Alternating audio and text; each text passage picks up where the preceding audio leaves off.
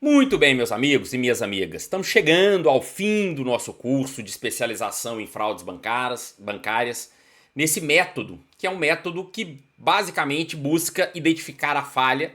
Espero que vocês tenham gostado do que foi apresentado, tenham realmente acrescentado, tenham incentivado vocês a ter um novo olhar. É um olhar que eu pesquisei a jurisprudência e isso tem acontecido, então nós estamos vivendo um terceiro momento, que é esse momento do poder regulatório. Às vezes, a gente olha para um magistrado, olha para um determinado tribunal e a gente fala, mas aqui no meu estado, os juízes consideram como caso fortuito externo, culpa exclusiva do consumidor ou culpa exclusiva de terceiro. Gente, eu mostrei para vocês julgado recente do STJ, também com o mesmo viés. Mas por quê? Porque a ação foi mal conduzida. E, obviamente, o ministro também não quis, né? Porque o ministro Otávio de Noronha conhece a regulação, foi diretor jurídico do Banco do Brasil, conhece a regulação do Banco Central e não quis entrar nessa celeuma aí, tá? Mas o que quero dizer é que nós estamos ainda na transição da segunda para essa terceira fase. Magistrados e desembargadores que já entenderam e começam a entender as falhas, o que é o PIX, o que é o MED, o que é o bloqueio cautelar, tudo isso foi a advocacia que provocou. Foi a advocacia que modificou esses entendimentos. Quando o STJ passa a olhar a regulação do Banco Central e do Conselho Monetário, não foi simplesmente o assessor que tirou isso da cartola do ministro. Foi a advocacia que começou a olhar para as regulações e falou, peraí, existem falhas aqui regulatórias que os bancos estão descumprindo. Se há fraude no PIX, certamente os bancos devem responder. Aliás, eu não sei se vocês concordam, mas depois desse curso, a súmula 479 ela tinha que voltar assim, com todo o poder. A súmula 479 hoje, para mim, tinha que ser interpretada por quê? No sentido de que houve fraude? Responde. É como eu mencionei, 99,9% dos casos haverá falha regulatória. E havendo falha, há defeito do serviço. Havendo defeito do serviço, gera responsabilidade. Esse é o caminho. E a prova de que não houve a falha é de quem? Dos bancos, da instituição financeira. Está muito claro pelo Código de Defesa do Consumidor. Agora, ainda nós advogados precisamos mostrar isso muito claramente.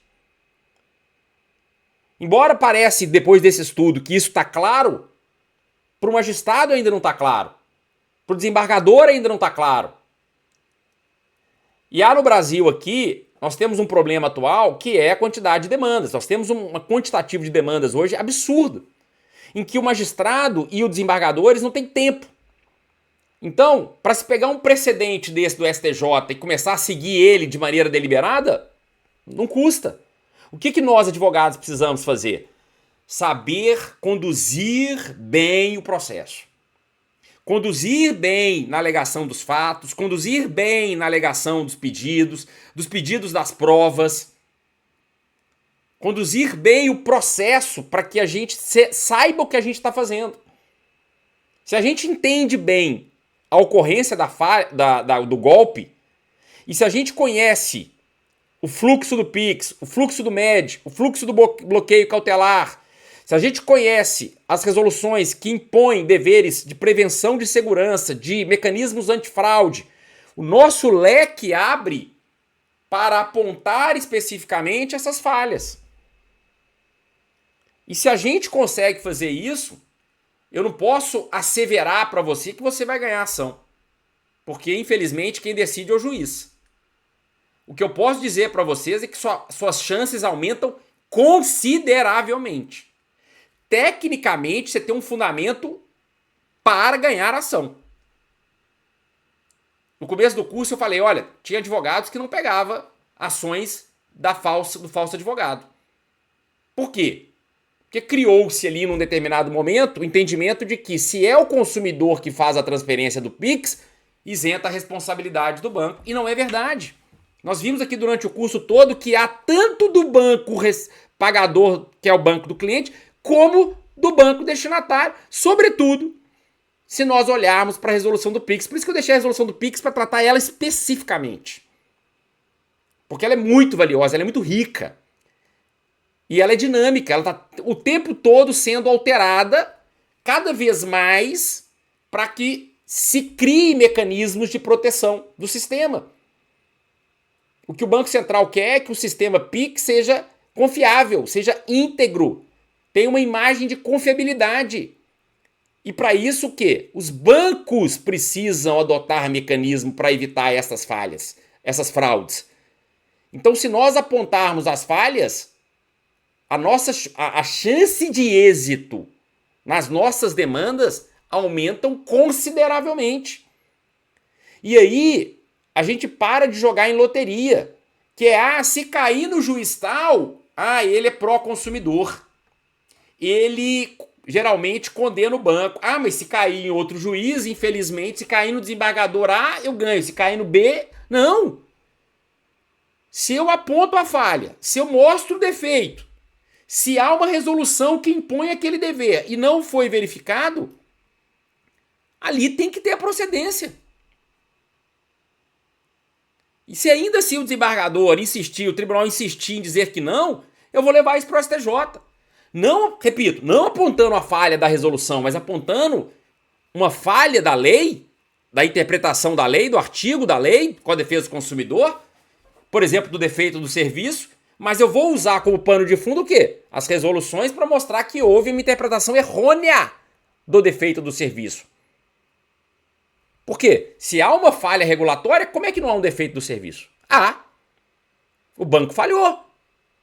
O banco contribuiu para a ocorrência da fraude. Então, só para a gente finalizar esse curso, queria deixar algumas dicas finais para vocês aí com relação à atuação, né, na atuação na advocacia envolvendo fraudes bancárias. Então, vamos lá. Primeiro, identifique exatamente qual foi o golpe. Durante o nosso curso, nós demos os nomes dos golpes. Golpe do mimetismo, da biometria, do falso boleto, do falso leilão, do falso advogado, mas não se preocupem com o nome. Veja, o nome é importante por quê? Porque o seu cliente vai chegar e vai possivelmente já saber qual é o nome do golpe. Então, quando ele falar o nome do golpe, não acha que é isso não. Procure, identifique, ouça o cliente detalhadamente e reconstrua toda a cronologia dos fatos. O que aconteceu efetivamente?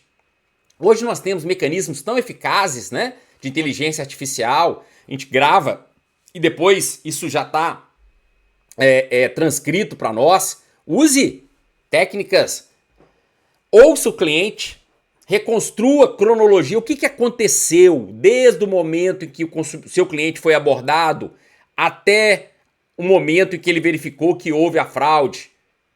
Se ele acionou o MED, se não acionou, enfim, reconstrua os fatos. E aí você depois encaixa ele no nome que você quiser. O nome é importante porque vai ser o nome usualmente conhecido, vai ser o nome que muitas vezes vai citar na jurisprudência, por isso que é importante você saber o nome. Mas mais importante do que o seu cliente chegar, sofri o golpe do falso gerente. Peraí, como é que foi isso? Quem entrou em contato? O que ele disse para você? Então é importante. Quais os dados que ele te disse, né? Tô perguntando para o cliente, quais os dados que ele te disse para que você confiasse que de fato ele era um gerente do seu banco? O que ele te disse? Então, tudo isso é importante. Reconstrua, ouça com calma, né? Isso vai ser muito importante. Talvez o primeiro e mais importante aqui é reconstruir isso detalhadamente, porque dependendo do que aconteceu, você vai olhar para identificar qual tipo de falha aconteceu durante todo esse processo. Segundo, defina quais instituições participaram dessa operação? Olha, na maioria das fraudes, eu posso dizer para vocês que os dois bancos estão no polo passivo. Tanto o banco do cliente quanto o banco pagador. Praticamente em todas elas. Um caso ou outro que a gente talvez retire, mas em praticamente todas elas, tanto o banco do cliente quanto o banco pagador estarão. Agora, não coloque por colocar. Sustente. Qual foi a falha? Pergunte para você mesmo, qual a falha que o banco do meu cliente cometeu? Foi vazamento de dados? Foi porque não avaliou corretamente o perfil do meu cliente quando uma transação foi muito acima do que usualmente foi feita? Ah, a transação foi feita num horário que o meu cliente não costuma fazer. A transação foi feita numa localidade, geolocalização, totalmente diferente, que o meu cliente nunca pisou. Reconstrua, identifique. Vou colocar o banco recebedor no polo passivo. Por que eu vou colocar? Ah, porque havia uma conta ali, e talvez esse argumento seja mais genérico e mais fácil de pontuar, que é, além de outras tantas falhas, havia ali uma conta usada para fraude.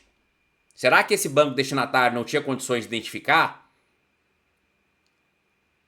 Pela entrada dos PIX, pela saída repentina, pelos saques que foram feitos, pelos valores que foram feitos de entrada de PIX em detrimento do perfil daquele cliente, que a princípio eu não sei. Eu não sei qual é o cliente, qual é a pessoa dona da conta da fraude, mas eu posso pedir. O perfil dele, qual o perfil que ele ganhava, quanto ele tinha de renda e quanto que movimentava aquela conta de fraude. Então, se você colocar no polo passivo bancos, tanto do cliente quanto recebedor, aponte falhas específicas ou supostas falhas que foram cometidas por eles. Tá? Não coloque por colocar e o viés da súmula 479, não. E aí sim, identificou os agentes, identificou supostas falhas, mapeie de acordo com as resoluções que nós estudamos. Então, evite genericamente abordar os bancos falharam no mecanismo de segurança. Não. Qual dever cabia especificamente ao banco pagador? Qual dever cabia especificamente ao banco recebedor? Qual norma impunha esse dever? Qual resolução? Qual artigo? Como que ele foi descumprido? Ou supostamente descumprido? Porque isso vai ser fundamental quando a gente constrói essa narrativa para a questão probatória. Vai ser fundamental nós, nesse momento, convencermos o magistrado para que posteriormente nós, na questão probatória, nós então vamos indicar ali provas que deverão ser colocadas no processo ou demonstradas para a demonstração de que não houve essas falhas. Tá? Então, indique a falha, indique qual a resolução, qual o dever que foi descumprido de acordo com a resolução. O magistrado muitas vezes não sabe. Tá? Não sabe. Então, se você coloca lá que o banco tinha que monitorar o perfil do cliente, tinha que monitorar se o valor era muito fora da habitualidade, peraí. O juiz pode, na cabeça dele, entender assim, não, eu entendo que não é obrigação do banco, não. Peraí, banco, ô juiz, você pode entender isso, mas a regulação do Banco Central impõe outra coisa. Então mostra que existe essa resolução. Mostra que existe esse dever específico. Que às vezes o juiz desconhece. E a maioria dos juízes vão desconhecer essas resoluções específicas. Tá? Os advogados bancários não conhecem. Então, faz parte. O dever é nosso, dos advogados. Indique, né? Então, nesse aspecto, as supostas falhas regulatórias. Então, requerendo que a instituição financeira demonstre que cumpriu. E aí, quando a gente constrói essa narrativa e passa para o lado probatório, o que a gente está fazendo aqui? Na prática, jogando que na verdade esse ônus já é por lei deles, das instituições, mas nós estamos o quê? Apontando o ônus. O ônus já é da instituição, tá bom? Por lei. Não é nem a inversão do ônus da prova do artigo 6º, inciso 8º, não. Já é por lei ônus deles demonstrar que não houve defeito. O que a gente está fazendo na narrativa? Nós estamos só demonstrando o que eles precisam provar. Quais os defeitos eles precisam provar que não ocorreram? Porque quando fica genérico, os bancos falharam. O banco também pode se defender de maneira genérica. Não, nós cumprimos, nós aplicamos as medidas todas de segurança, porque o banco tem todo um compliance, nós adotamos todas as medidas para adotar, mas mesmo assim foi feita a fraude porque o consumidor é que fez. Então, se nós, advogados, apontarmos violações genéricas, os bancos vão nos responder de maneira genérica. Se nós apontarmos violações específicas, ou os bancos vão ter que pontuar especificamente, ou os bancos vão sofrer a presunção da verdade, de que aqueles fatos são verdadeiros. De que o que eu estou apontando como suposta falha, de fato, presume-se como falha. Aliás, durante o nosso curso nós vimos jurisprudência nesse sentido, de que não houve prova em contrário, então, de acordo com o artigo 400 do CPC, não provou que não houve defeito, inversão do ônus da prova ou pelegis, então presume-se que houve aquela falha, presume-se a falha, presume-se o defeito a responsabilidade do banco, tá bom? Outra dica, não fundamente apenas a ação no CDC e na súmula 479, né? Então, repito, precisamos apontar os deveres regulatórios. Peça exibição de provas específicas. Então, veja, se eu fiz a narrativa correta, apontando falhas de acordo com os deveres regulatórios, agora é a hora de pontuar que tipo de provas eu quero para identificação dessas falhas. Porque o juiz também ele não conhece o tipo de prova.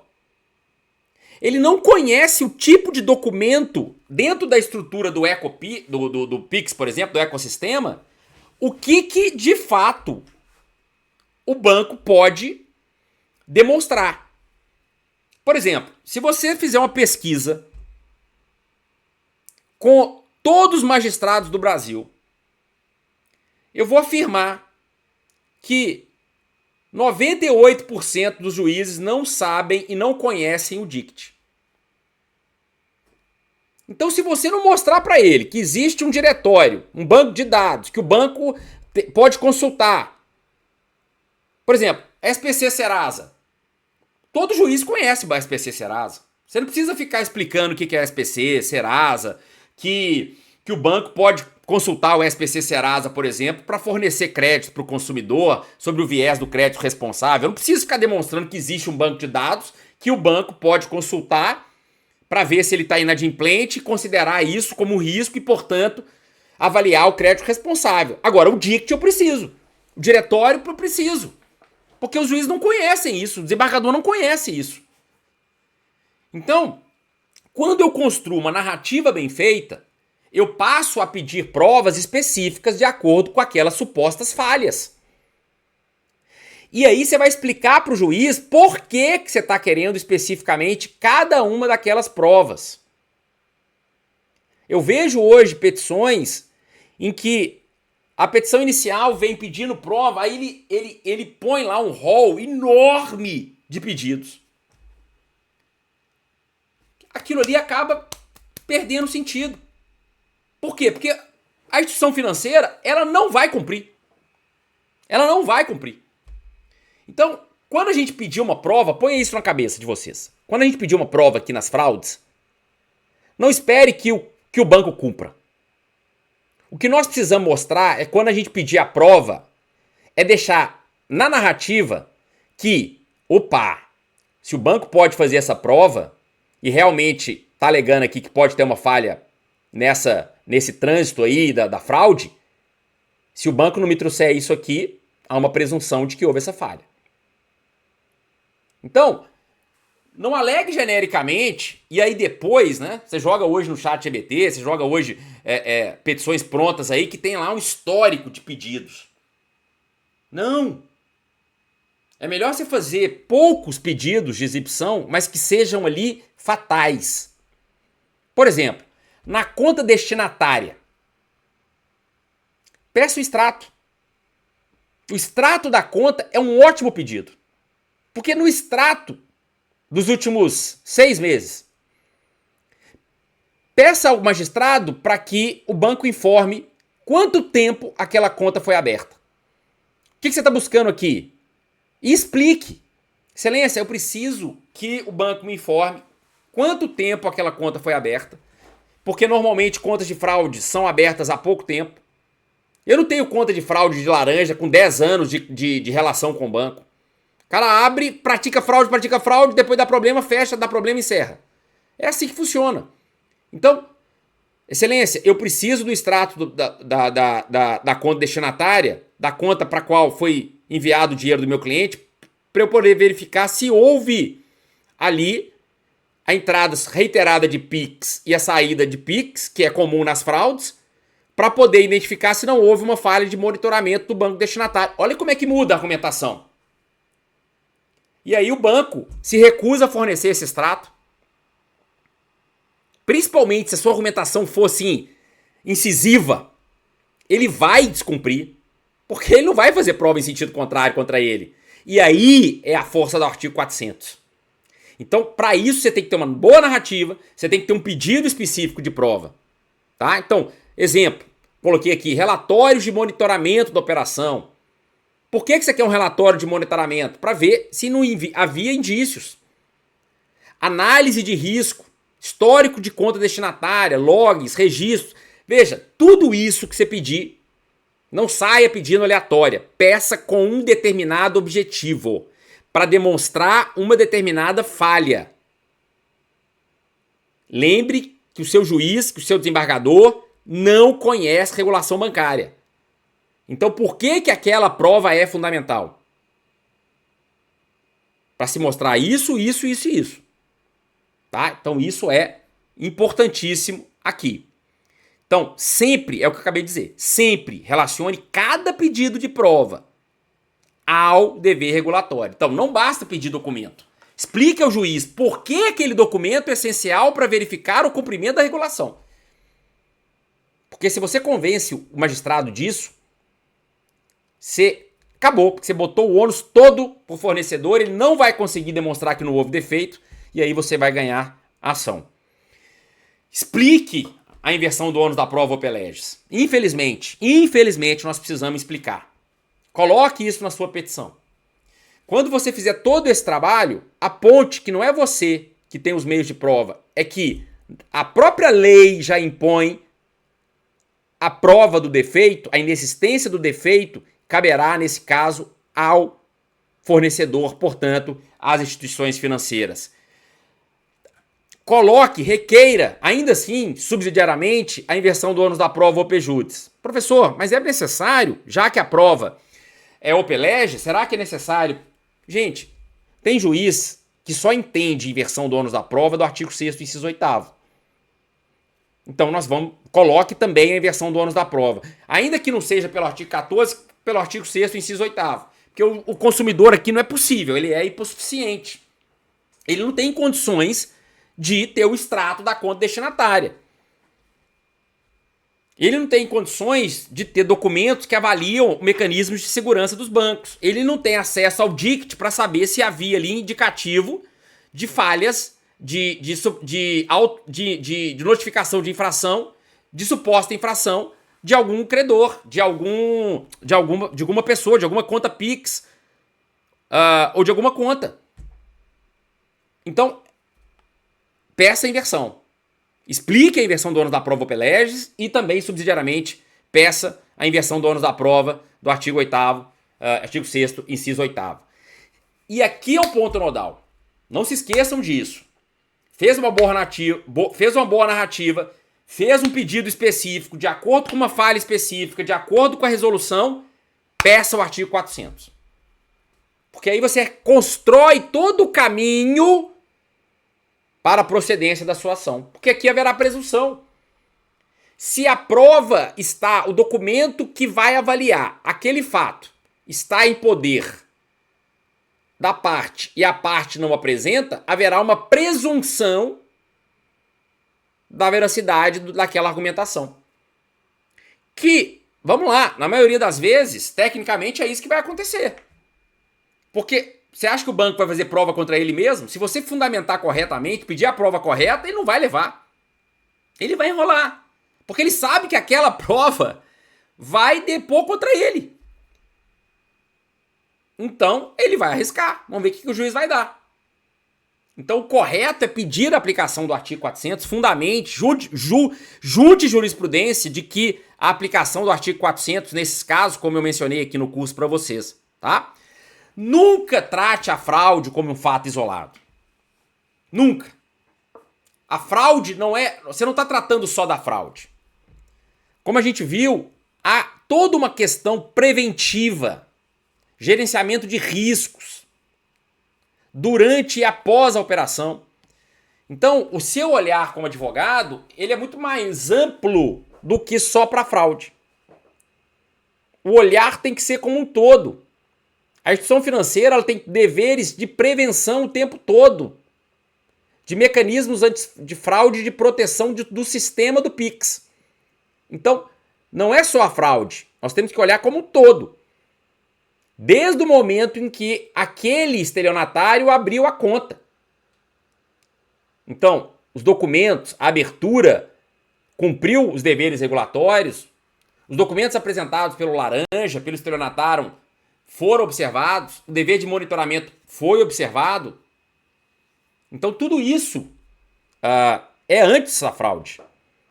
Então, esse olhar tem que ser mais amplo.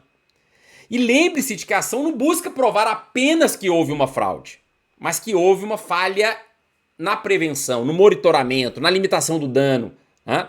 Então, é isso que vai definir o sucesso da sua demanda. A narrativa correta, a especificação de prova correta e a questão probatória, que uma vez não feita em sentido contrário, vai aplicar o artigo 400, vai aplicar a inversão do ônus da prova e que, portanto, a ação tem que ser procedente, porque o banco, a instituição, não demonstrou em sentido contrário de que não houve aquela falha, ok? Então, dica de ouro. Dica de ouro. Pergunte sempre se essa conta foi utilizada para aplicar uma fraude, o banco destinatário cumpriu todos os seus deveres regulatórios. Por isso que eu disse para vocês, em praticamente todas as fraudes, o banco destinatário tem que estar presente. Porque aquela conta foi utilizada para uma fraude. E esse banco tem uma série de deveres regulatórios. Por isso que eu não posso olhar só para a fraude. Esse é um erro muito comum dos advogados. Só colocam o banco do cliente. Entendem no primeiro momento que o banco destinatário é simplesmente um banco que recebeu, ele não podia fazer nada. Não! Vocês viram que pelas normativas do Banco Central, ele tem muito dever. Ele pode rejeitar. Por que ele pode rejeitar um Pix? Porque ele tem meios de avaliar no monitoramento de risco que havia ali uma suspeita de fraude. Ele pode bloquear, porque ele tem o dever de conhecer o seu cliente, de avaliar que aquela conta está suspeita. Ele tem o dever de enviar para o DICT a informação de que aquela conta está sendo utilizada com suspeita de fraude.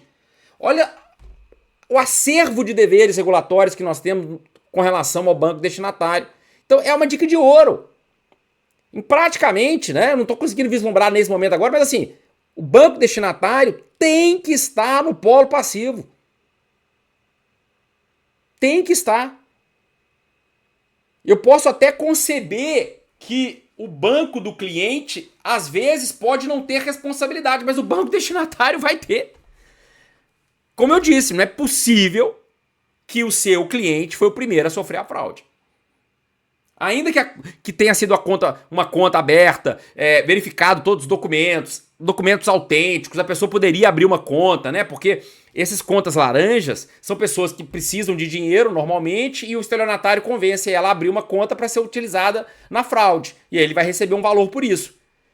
Essa pessoa não consegue abrir uma conta? Consegue. Se ela não tem nada contra ela, se ela, né, não tem nada no sistema contrário a ela, se ela tem documento, se ela não tem...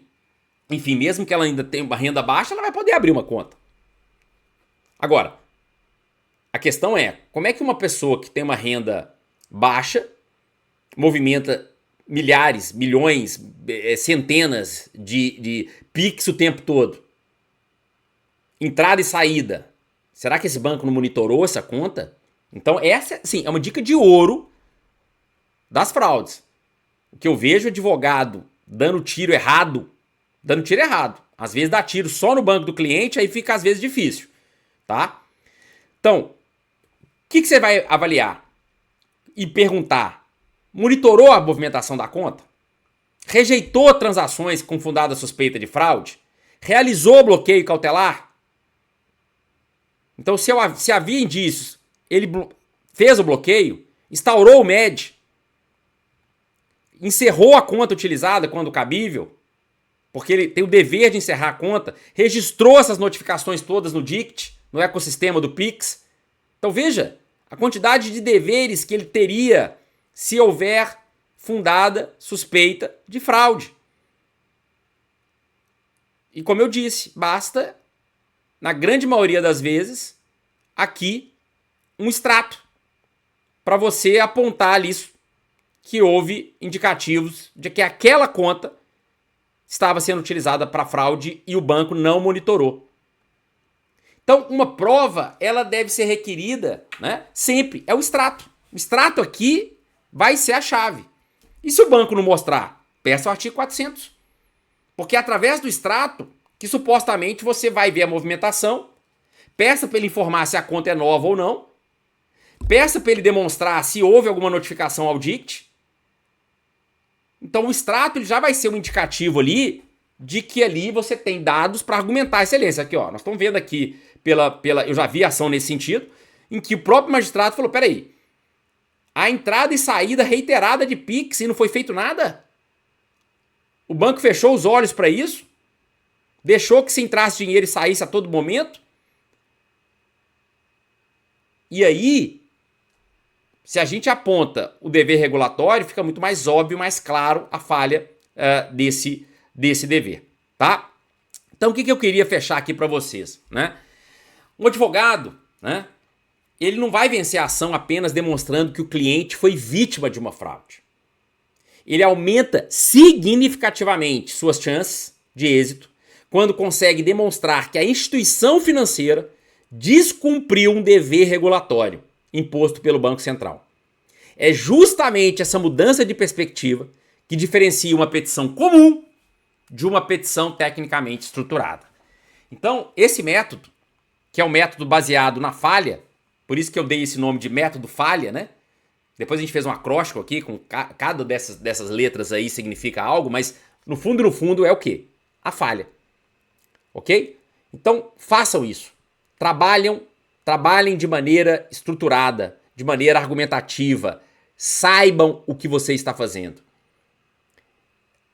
A narrativa, o pedido de prova e a demonstração do convencimento para o magistrado, isso vai ser a diferença da sua ação poder ser procedente e da improcedência.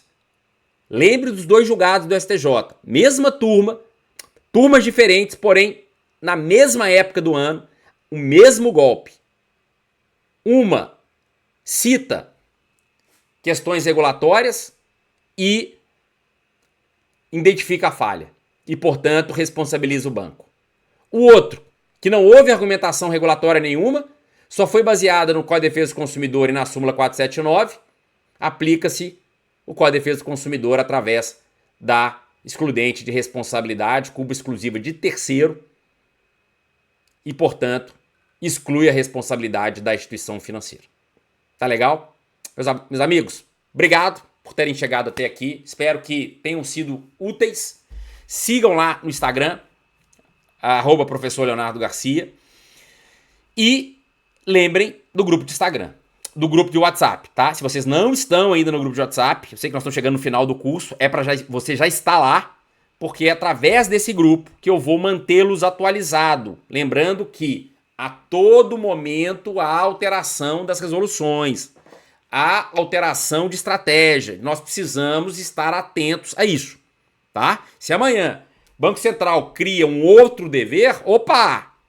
É porque ele está monitorando o mercado, vendo que esse dever tem falhado, ele cria uma nova obrigação, um novo dever que nós, advogados, vamos poder utilizar nas nossas petições, nas nossas argumentações e também através de pedidos de prova. Tá bom? Um grande abraço, um prazer estar com vocês aqui, com você em especial, que me assistiu aqui durante todo esse tempo. Espero de coração que você tenha realmente, esse curso tenha te ajudado a um novo olhar para as fraudes, porque eu sempre digo, nós precisamos cada vez mais de advogados capacitados.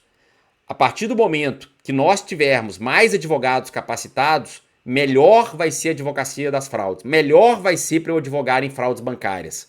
Por quê? Porque eu vou ter cada vez mais juízes preparados, desembargadores preparados, ministros preparados.